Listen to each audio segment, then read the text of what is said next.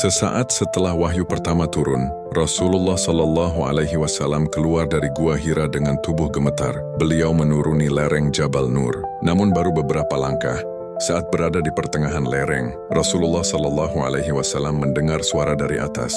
Beliau melihat ke langit dan tampak malaikat Jibril yang sebelumnya datang di Gua Hira dalam wujud manusia, kini tengah duduk melayang di antara langit dan bumi dengan wujud yang begitu besar luar biasa. Rasulullah Shallallahu Alaihi Wasallam pun ketakutan, lalu berpaling dan berlari menuruni gunung dalam keadaan panik menuju rumah. Tiba di rumah, beliau berkata kepada istrinya Khadijah, selimuti aku, selimuti aku." Khadijah dengan penuh kasih sayang segera menyelimuti hingga rasa takut beliau pun berkurang. Setelah tenang, Rasul menceritakan kejadian di Gua Hira. Khadijah pun meyakinkan beliau, "Demi Allah, Allah tidak akan menghinakanmu." Keesokan harinya, Khadijah membawa Rasulullah Shallallahu Alaihi Wasallam ke rumah Waraqah bin Naufal, seorang ahli kitab yang merupakan sepupu Khadijah. Waraqah menegaskan itu adalah namus Jibril yang dulu datang kepada Musa. Ia mengatakan bahwa kelak orang-orang akan memusuhi beliau suatu hari nanti. Setelah mendengar penjelasan dari Waraqah itu, Rasulullah Shallallahu Alaihi Wasallam dan Khadijah kembali ke rumah. Nabi pun kembali diselimuti lagi oleh Khadijah. Sejak wahyu pertama turun, ada beberapa masa di mana wahyu tidak turun. Hingga suatu malam, malaikat Jibril kembali datang dan berkata, "Wahai orang yang berselimut,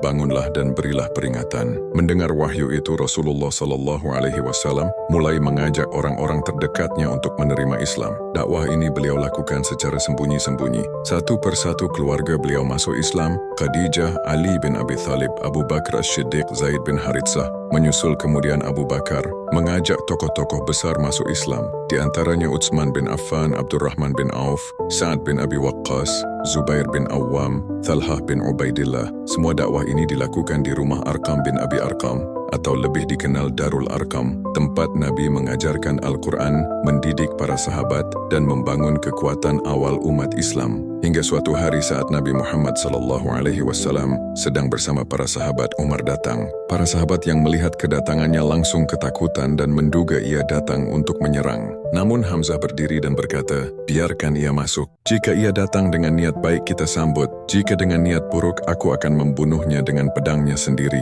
Saat Umar masuk, Rasulullah SAW pun berdiri dan beliau memegang baju Umar, kemudian berkata, "Belumkah datang waktunya engkau menerima kebenaran, wahai Umar?" Mendengar itu, Umar menangis tersungkur dan berkata, "Aku bersaksi bahwa tiada Tuhan kecuali Allah dan engkau adalah Rasulullah." Masuk Islamnya Umar menjadi titik balik kekuatan dakwah Islam.